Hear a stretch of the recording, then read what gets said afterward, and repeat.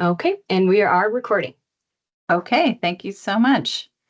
Okay, good morning, everybody. This is a work session for the board with the agency staff. Attendees from the public are welcome to observe. The chat function as well as the attendee cameras and microphones will be turned off. If you would like to submit public comment, please do that through the ODAV website for the June 4th meeting. And now I would ask Alexis to take the roll call. Absolutely. Bill Gropp, Here. Jim Knight, Here. Sarah Lucas, Present. Steve Nagy, Present. Brian Prang, Present. Jeff Pritchard, Present. and Catherine Stevens. Present. And that concludes roll call. Okay, thank you so much.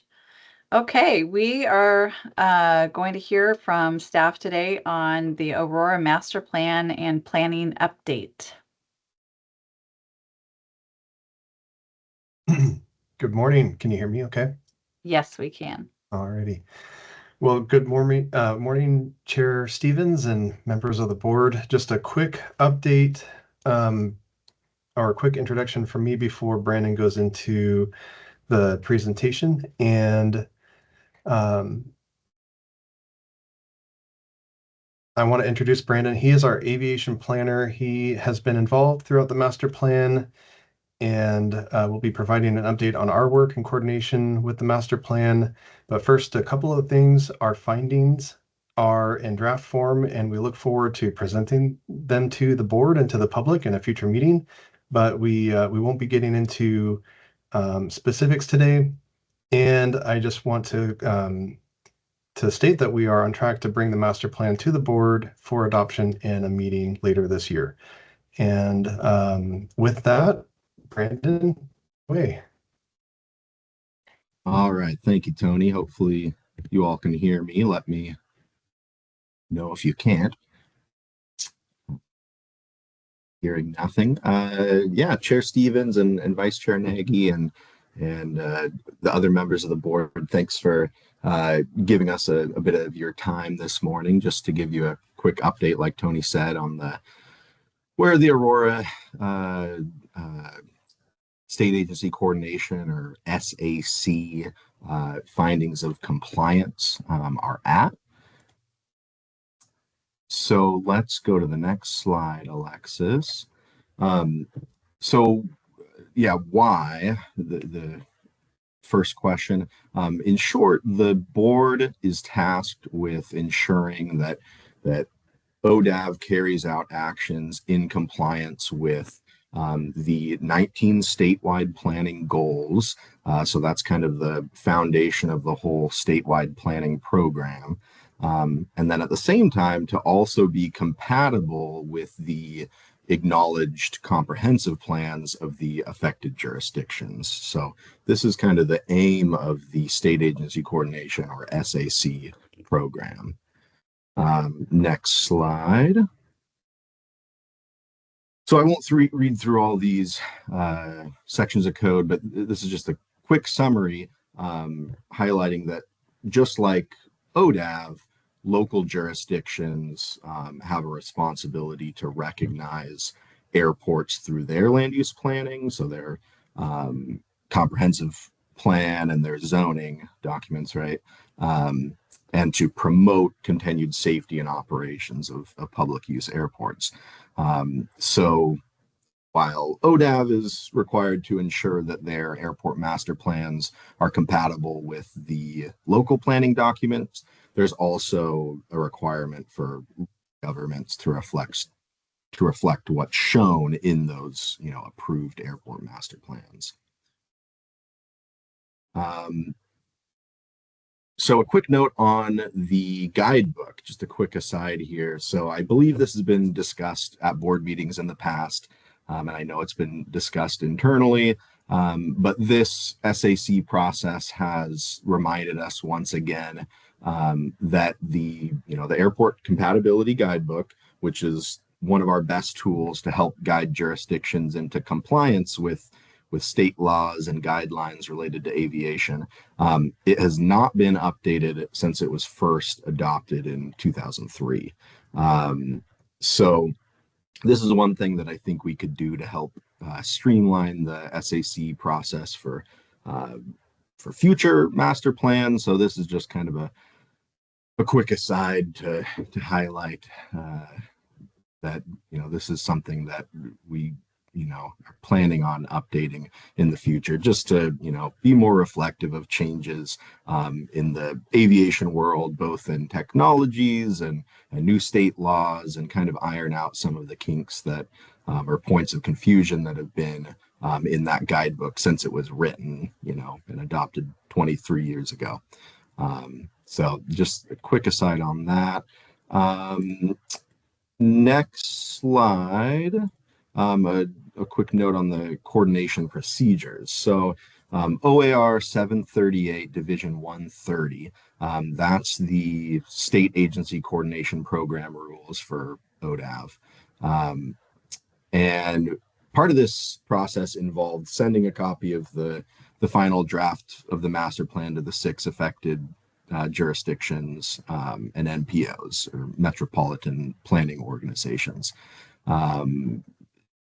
So again, like Tony said, we'll get into the weeds of all this when we bring this to you, and you see the full findings at a future date.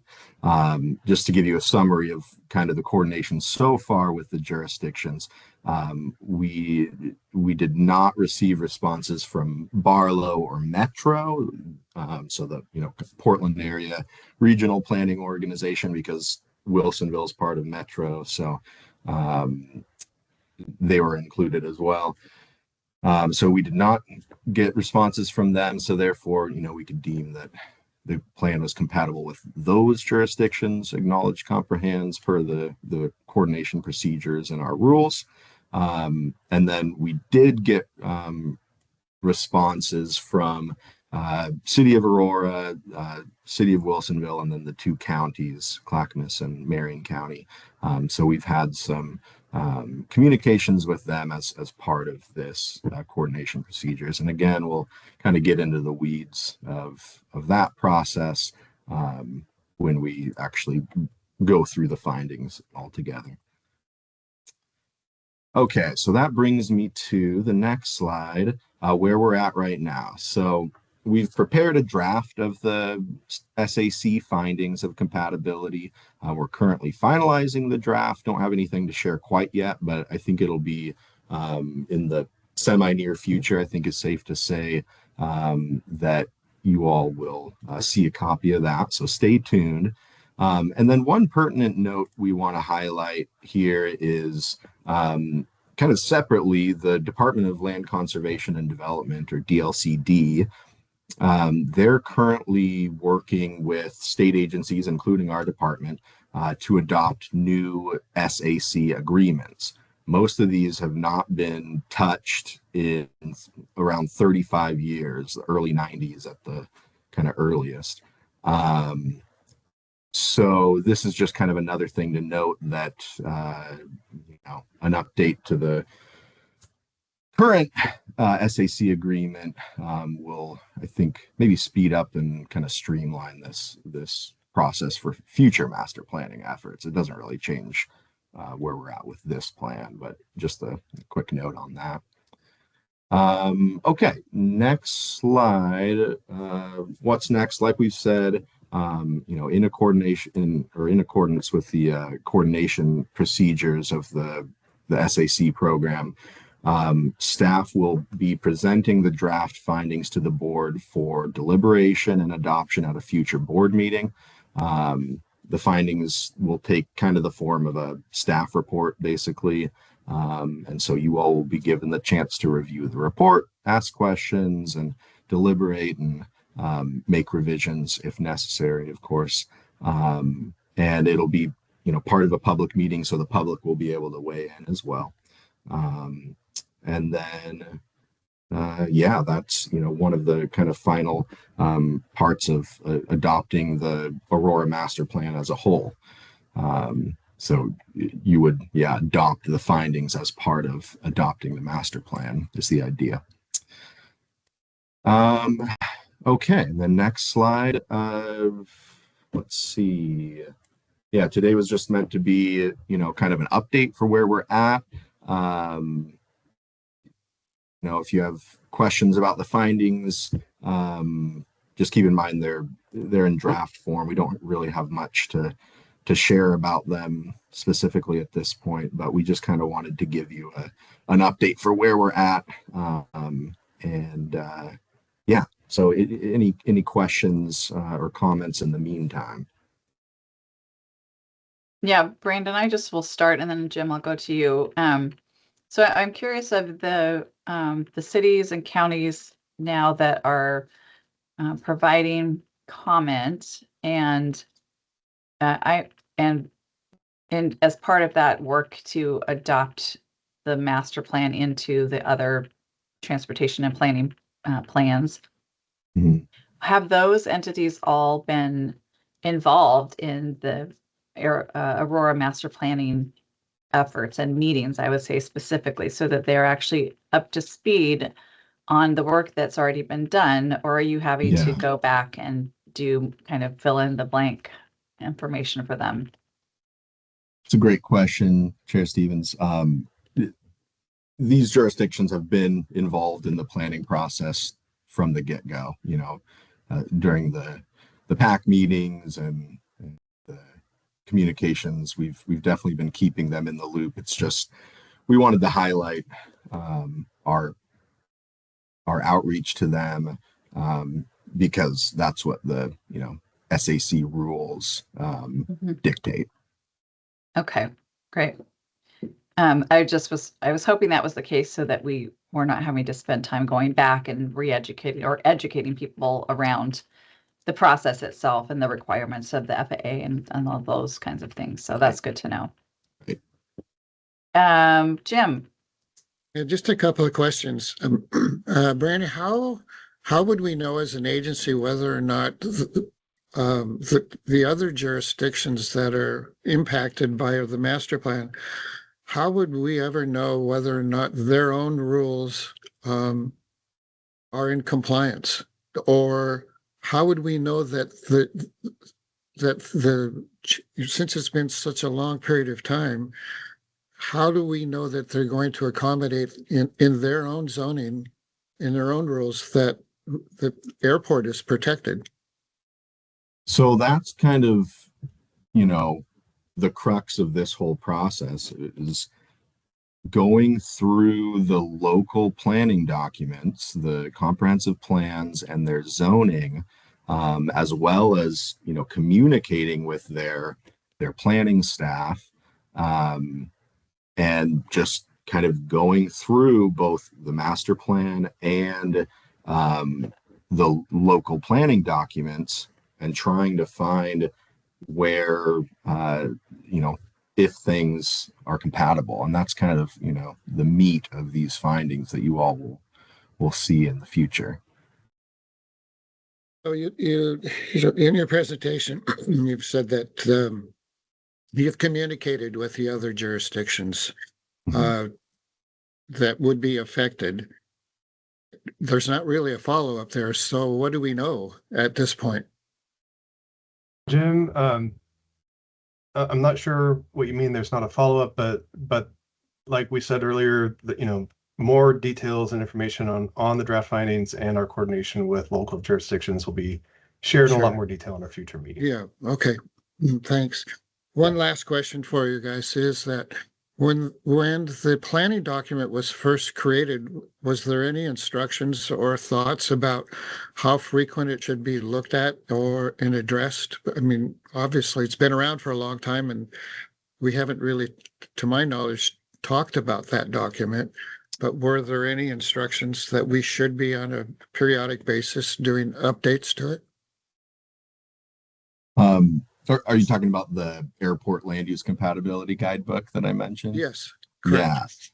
Yeah. If you open up that document, there's a whole, I think it's like a whole page that kind of gives space for future revisions to list the dates and whatnot, and it just hasn't been touched since then. And there's a discussion at the front of the guidebook that encourages revisions and updates, but I think it's been a matter of time and money and those allocations. Maybe Kenji has something to add there.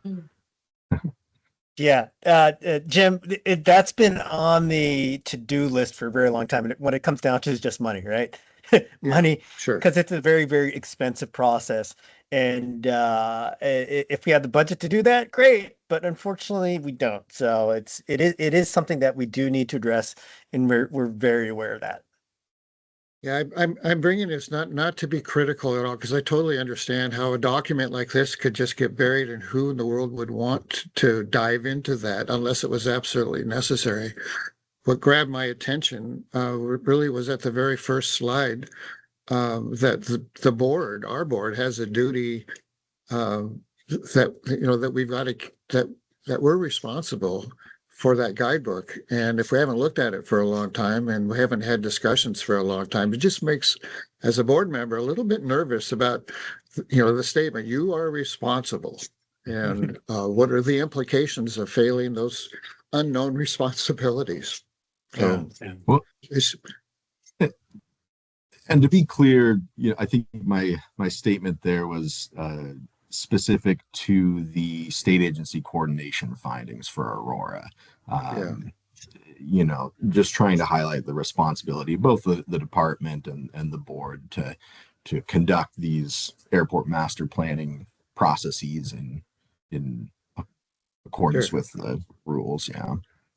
Well, I just want to end with thank you very much for opening up these issues. This is obviously going to be impactful to our moving forward with the Aurora Master Plan, and I appreciate you guys. The work that you're doing. This is complicated to say the least. So, Brandon and Tony, thank you very much. Thank you. Thank you, Jim. All right, other questions, comments from board members? Okay, thank you for that update. And we will move on to our next item, and that is the Advanced Technologies Update. Kenji. Yay! Hi, everybody. Good to see everybody. So let me share my screen. So hold on. Let's see. Window. Is that it? Yep, that should be it. Okay. Is it appearing for everybody? Yes. Awesome. So, last board meeting, we were requested to give an update on advanced technologies and AM and a lot of the things that we've been working on. So, I went ahead and created a presentation for everybody. And just to be upfront with everybody, this does not cost any money. I know that's always a concern. So anything that we do, we try to leverage just my time or time to make sure that we're not making any significant expenditures or any expenditures at all. So with that, I will start. So we've been talking about Oak Ridge for a very long time and how it could play a very important role in wildfire fighting, etc. The way things are going, Oak Ridge Airport will be rebuilt thanks to Connect Oregon. And the interesting component of it is Caboose has sort of been added to the initiative as well, because we had talked about sort of the wildfire as well as medical delivery as well. And I think one of the biggest components was the funding piece. And what we're right now doing is looking at seeking alternative funding from the EDA through the Rural Health Transformation Program. We know EDA takes a long time. The Rural Health Transformation Program is almost immediate. That is actually going to be closing mid-May, and to be upfront, Caboose Fire is actually involved as well. So Jeff is heavily involved in this project. So the other interesting component is we're not the primary applicant. So what happens during normal grants is that we have to apply. We have to go through this governor's and legislative process. But because we're not the primary applicant, and that Caboose Fire is, They're actually going to be doing all that, so that doesn't touch us. Uh, the the program itself is very, very, very, very interesting in terms of rural EMS services, medical delivery via drone. So what that does is really creates access for or quicker delivery of emergency supplies. Think Narcan, think about AEDs, those types of activities, as well as long-term thinking about drone delivery for not only medical supplies, but also think about prescriptions, et cetera. And we're working with a major pharmacy company that we can't disclose quite yet. But that's the update with Oak Ridge and Scappoose. So we're really excited about that. A lot of potential, and we actually have funding on the in the near term, which is a big one. And hopefully, after we make our submission at the end of the month, we will hear very shortly and we'll be able to give positive updates, hopefully September or so, maybe earlier. We don't know. So that's that. Um, I've talked about NASA and wildfire. It's been a long time, and I've been harassing PK over at NASA for a very long time. I finally had conversations with NASA, and what they told me is they are willing to do a tech transfer of their portable airspace management system. And what that's really about is a system to keep the airspace deconflicted in wildfire situations. And I know Jeff is also very interested in this as well. Um, what it took was really a lot of the activity that we did to support the Acero Act up on the Hill. And NASA took upon that as very kindly because we did a favor for them. We helped support it. Now it's passed. Now it's gone to reconciliation between the House and Senate. And actually the main bill drafter contacted me and say, hey, do you have any recommendations? So those relationships that we've created over the last couple of years have had a major impact on the direction of these types of activities. When I talked to NASA, they said, hey, would you also be interested in bringing in a group of states as well? So at the last meeting of the region, the Northwest Mountain region for the National Association of State Aviation Officials, I broached that topic. So we might be doing a larger group to do that tech transfer. So that's in process. Took it long enough, but we're working at the speed of government, right? Go figure. But that's been going on. Um, Another big thing that we've been really, really, really focused in on is counter UAS. So we've all seen what's been happening in Iran. We've seen what's been happening in Ukraine. You also take a look at the domestic uh, picture with FIFA. Uh, and to be frankly, I'm quite surprised that there hasn't been an attack on the homeland. There have been incidents where drones have been found uh, pre with a lot of potential destructive power. You had that, for example, those agricultural spray drones that were stolen. That just happened. So it has been front of mind. So as in a past meeting, I also mentioned that we're now part of the Oregon Homeland Security Council, and we're there to help create the statewide counter UAS plan. So to give you an update on that, the first meeting of the work group is in approximately 2 weeks, and the purpose is to create a statewide governance structure for counter UAS. And what that means is like defining a legal authority and framework for counter UAS, defining the Oregon specific threat environment, prioritizing assets, right? Creating a framework for ConOps and best practices, creating a framework for data sharing and interoperability, and creating for a framework for standards and training.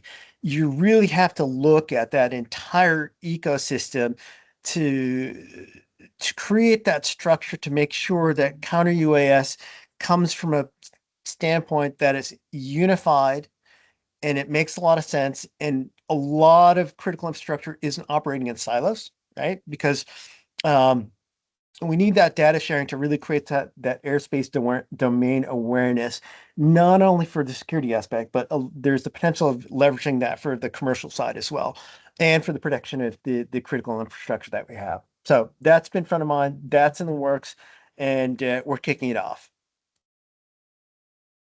And then we're also creating a UAS strategic plan. We're not, back on the the counter UAS side, we're not taking primary role on it. We're pushing that through Oregon Department of Emergency Management, and the Homeland Security Council. So we're not primary in that. The UAS strategic plan that we're coming up with is we're working with the Oregon State University to create a statewide UAS strategic plan. Again, we're not primary on this. Oregon State University has been very kind to step up and help out with this and take lead. So and I also want to say, we had our first meeting in Hood River last week. Brian, thank you so much for hosting us. That was great. If the hangar out there is fantastic venue to just have a group of people get together and discuss lots of great ideas.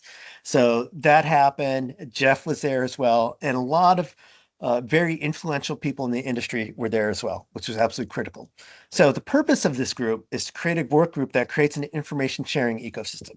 Because if you think about it, industry, government, lots of other people within the industry, we don't know what's going on. The economic development side, there's not enough information sharing going on. So part of the idea is so we know what everybody is doing, because we can start leveraging each other's skills, each other's projects to really push the industry forward. So as part of this, we're working with Business Oregon. They had an RFP out. They actually, it's closed now, to develop a UAS strategic plan, but they're mostly focused on the economic development side. And we're looking to leverage this group to provide Business Oregon with additional information and resources, and really coordinating between these two sort of entities to ensure that they get the right information, to make sure that everybody's unified. So when they come out with their strategic plan, it is in concert and it matches up with what comes out of Oregon State University. So some goals of this are to create a framework to educate policymakers and the general public, because right now it's very esoteric. It's not very concrete to a lot of people, and getting the word out there is going to be critical. Just to give you an idea of how quickly it's coming, Seattle is looking at medical drone delivery already. You also look at it's adjacent with AAM, but you look at New York City with Joby, they just ran some demo flights, and they're going to probably be deploying very quickly and very soon to do flights between New York City and JFK. So it's real, and helping educate is going to be critical. My fear is we're going to be behind the curve, and to be honest, we actually are. So actually having a plan that we can take to the governor's office, to policymakers, is absolutely critical. And then the other piece is we're looking to create a framework to enable sharing between state and local agencies. So whether that be MOUs for mutual aid, or ways that we can help each other between ODOT, ODAV, ODF, and share pilots, that's one of the goals as well, is to sort of create a unified structure so we can do that, or actually suggest a unified structure. And then finally, to help create a statutory framework to enable operations. The last significant updates were a number of years back. Everything's moving very quickly. So we want to make sure that we create a plan to include all these elements to ensure that we're working off a playbook instead of just doing ad hoc, and making sure that there's alignment among everybody. Because when we speak as one voice, instead of coming at it from all different directions in single individuals or groups, that's not as effective. So that's what's going on with OSU. So on the federal issues side, I've talked about this before, the FCC OMB issue. If folks don't remember this, the covered list in the American Security Drone Act have created huge issues. And the OMB memo came out late December, and what it did was prohibited the expenditure of federal funds in the purchase or use of covered list drones, or actually fast prohibited drones. We did a national analysis on the prohibition. and it was significant. And we only looked at state DOTs and aviation bureaus with extrapolation to locals as well. We didn't even include law enforcement, which is a significant impact in itself. The impact estimates range from a low of $50 million upwards to a high of $2 billion across state and local agencies as well as contractors. And if folks are interested, I can distribute that report out to you. There's some different scenarios that we worked through as well. To give an idea of how that impacted Oregon, 95% of ODOT's drone fleet was grounded. There was only one functional drone that just came back up so that it can be actually used. There was a technical issue, so at least they have one, right? Which is better than none. And again, it does not even cover impacts to law enforcement and public safety. And if I let Chief Pritchard have the floor, he could probably go on for a long time about this. So it's a major, major, major negative. What's also interesting is there's actually an FCC comment period open. The DJI filed an appeal. We're not going to file a comment on that just because we want to stay out of that sort of very politically sensitive discussion. So we're not going to touch that. However, the FCC did have a request for comments on American drone dominance. And that they requested a lot of information from the public in states and all around. And what they requested comments on were really looking at American drone dominance and some of the issues that they brought up. So how do they reduce unnecessary FCC regulatory barriers that slow domestic drone deployment and innovation? How do you make sure that there's enough spectrum for UAS testing, operations, and capabilities? And how can they provide regulatory clarity so U.S. manufacturers and trusted suppliers can scale production and attract investment? And how to better align FCC spectrum policy with national security priorities and risk from untrusted foreign origin UAS? And how they can streamline experimental licensing, expand drone innovation zones for BVLOS, command and control, detect and avoid, and secure navigation testing. Now, we did provide comment. And some of the things that one of the primary pieces that we suggested was testing in rural areas of rural Oregon. As Pendleton loves to say, out in rural Oregon, there ain't lots of expletive to hit out there. It rhymes with hit. So we recommended that there be corridors, for example, Eugene to Oak Ridge. We looked at the gorge, we looked at Southeast Oregon, southeast of Christmas Valley, and said, hey, we have areas that we could test. We also said, hey, let's encourage the allowance of testing of new bands for command and control links. And one of the primary things is that we encourage the FCC to engage with the states, because I think what they've done in the past is they really haven't talked to us. So I said, engage with the National Association of State Aviation Officials. We do have, even though it is adjacent to the FAA, there are significant issues where we can help out and we can discuss and talk about things and provide good feedback. So we did that as well. And we even received some positive news. So there's a link there, and I can pass that out as well. And it just talks about how forward-thinking we are in making recommendations and actually answering the FCC in their request for comments. And then this just dropped a few days ago. And it's been a big issue across the United States. Even Florida, for example, passed some statutory language that said, we're going to prohibit flights around critical infrastructure, even though that's preempted by federal law, until 2209 comes out. So there's a lot of statutory constructions across the United States that are tied to this actual NPRM and rulemaking. So what it is it creates unmanned aircraft flight restrictions, right? So what it means is it'd be flight restrictions over certain critical infrastructure. As part of that, there are two types of unmanned aircraft flight restrictions. There's a regular one, and then there's a special one. Regular ones are for critical infrastructure. You think about chemical plants, you think about bridges, you think about uh, electrical infrastructure, just the normal infrastructure. And note that it has to be fixed assets. So it can't be mobile, it can't be temporary. Um, and then there's also special UAFRs, and those are really for um, agency sponsored. So think about Department of War, think about Department of Energy, think about very, very, very highly secure, highly sensitive locations, whether that be military installations, whether that be national security sensitive installations. Um, those are covered by that. Now, there's also two types of UAFRs for temporal continuous, which is 365 days a year, 24 hours a day. And then there's special. That's less than 290 days, but it has to be a contiguous segment of time.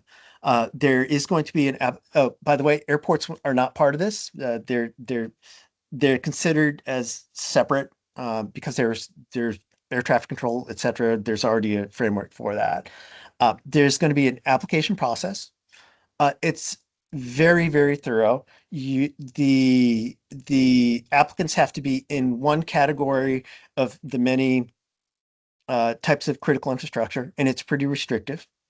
There has to be a notice in public. Oh, they have to. You have to show that there's an actual problem with the UAS as well, and there's a number of criteria that have to be met. And what's interesting is that there's notice and public comment for both UAFRs and special UAFRs, unless there's a security overriding security sensitive nature for the SUAFR. The interesting component about UAFRs, it actually allows for overflight as well. So it's not a complete restriction. It creates a framework where you have to provide notice to the critical infrastructure owner, but it's not an approval. It's just notice. And they envision a process for that. And the flights that are allowed are, for example, under Part 107, Part 135, 121, et cetera. It's those types of activities that for which the operator has undergone some sort of TSA vetting. So that's that. Events, say for example, an Oregon Ducks game, et cetera, NFL game, would not be eligible for a UAFR. They would still be kind of covered under the special event TFRs. So that's it. That's this in a nutshell. Again, it's in NPRM. Comments will be closing later this year. I think it was July. But we'll definitely be submitting comments. And if anybody has any questions, let me know on that. And then I'll also send out to the board just a summary of this, so you have a good idea. If people have questions about it, you can refer to this executive summary or the deeper dive that I'll be providing to you as well. And then other items. Miscellaneous EEIPP, I reported out to you on that. Utah has been very active. Pennsylvania has been very active. It's a process, right? So the primary states have been coordinating with the FAA. Contracts have been signed, et cetera. Acero is in progress. I told you about NASA and also the bill that's on in Congress as well. I've talked about the Beyond program as well, or the equivalent. It was delayed because the integration office has been deeply involved with the IPP. And to be honest, the integration office is very, very short staffed because of the turnover in personnel and staff over there as well. So that's still going on. I also want to mention some of the stuff that we've jettisoned for now. The drone program idea, which was to consolidate some of the drone services and provide other agencies with drones as a service. We've jettisoned that because of lack of funding and lack of support. Not from other agencies. They think it's a great idea, but just the lack of support. The education program we've eliminated because of lack of funding and the lack of support. The folks in the education side have been very supportive of this and wanted us to do this, but unfortunately, again, it's a lack of funding and a lack of support. We were hoping to bring on an AAM position. We're not going to even try that because of the lack of funding and a lack of support. So there's a lot of initiatives that I've brought in, was hoping to do. There's some items that on the strategic plan that we're not going to be able to achieve because of the lack of support and such. The board, you've been fantastic. You've been supportive, but it's outside of that. But beyond that, that's it. That was a fairly deep dive into a lot of this stuff. And I can go even deeper, but you probably don't want to hear me speak for another hour, which I can totally do because you know I can. So any questions? I'm looking for raised hands. There's Jeff. Yay, Jeff. Kenji, I can go deeper if you want me to, but I'm kidding. I'm not going to do that. We have more important things to talk about. Are you still in Utah? Jeff? No, sir. I'm back in the office. Oh, okay. Did you get a ride from Kyle's large drone by any chance? No, but they did fly it. Okay. So if you didn't know, Jeff was out in Utah for the Law Enforcement Drone Association conference, which is which is a great organization. They actually do hands-on training for a lot of types of drone operations, whether that be a breach and entry, clearing buildings, etc. So it's a fantastic organization, and they have a conference down in Utah at the moment. So, all right, any other questions? I'm just scrolling through here. Yeah, thanks for that comprehensive overview, Kenji, and really great job just leveraging free assets, mainly your time and all of your connections to make to start building our UAS program in the state with basically zero resources, essentially. Mhm. Steve.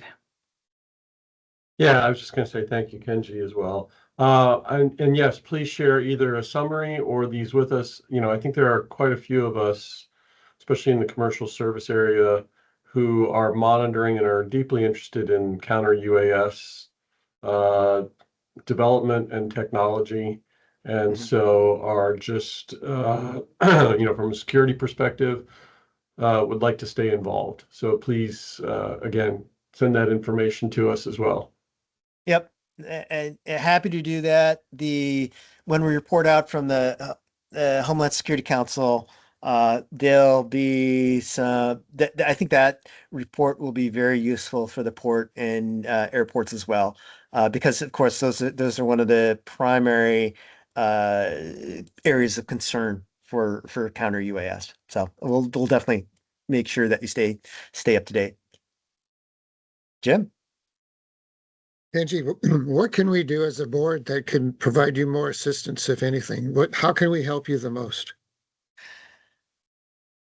Stay involved, talk to people about especially the folks in charge that this is real, right? And maybe I'll think of some talking points for you. So when you talk with whether it be mayors, whether you talk to the governor's office, or whether you talk to legislators, or even people in the community, and just say, "Hey, this is coming. You should be thinking about this. These are some of if you have questions or anything, reach out to ODAV because they actually know what they're doing." That would be helpful. All right, thank you. Yep. And talking points would be helpful. Okay. All right, and I'll just reiterate that too, Kenji, if there are ways that the board can help you forward these initiatives, please do let us know. I think it's important that we advocate for all forms of aviation in our state. So That means a lot. Thank you, Catherine. So I appreciate all your support, and it gives me warm fuzzies. So thank you. very good. Okay, that brings us up to board member industry updates. And if anybody has an update, I'll actually start today. Over the last couple of days, I was selected into the chairs of the American Association of Airport Executives. So I will start my term as Secretary Treasurer as of yesterday. And that is a progression through the chairs. So it is a 6-year commitment. And I'm really excited about serving in this role on a national scale. So just wanted to let you all know that.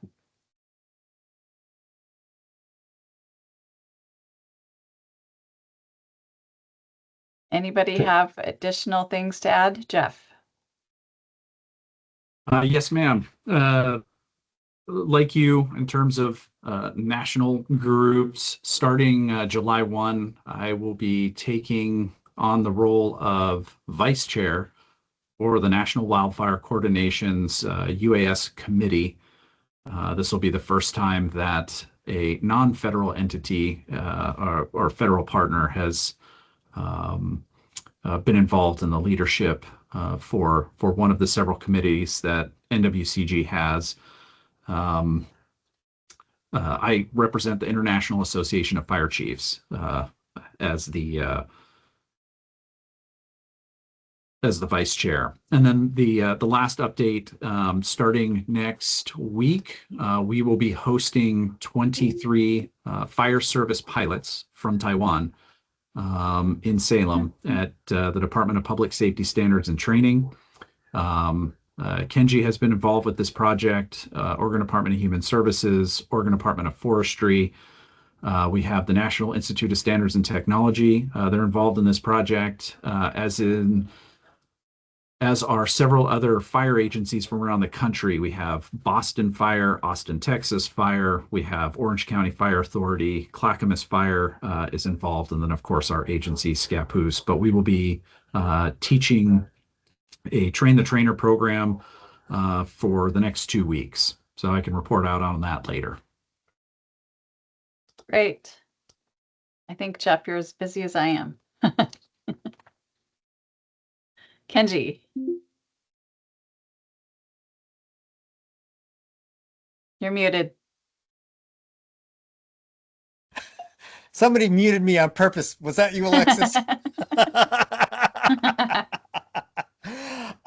So I forgot to mention 2 things, but it doesn't have to do with advanced air mobility. First off, I just want to note that the department has kicked off working with the Department of Energy on the conversation of SAF, so sustainable aviation fuels. So we're really, really, really excited on that, and we're pushing that forward. I also want to mention that I got an email from one of the heads over at DHS New Steel, which I've mentioned before, and they're like, "Hey, can we use Oregon as an example of how to create a UAS strategic plan?" I'm like, "A counter UAS strategic plan?" Yeah, of course. So that was super exciting because there's a lot of states that are interested in doing that. We're spearheading it, so it looks like they're going to take what we've created and creating and running with it. So That's great. yeah, That's fabulous.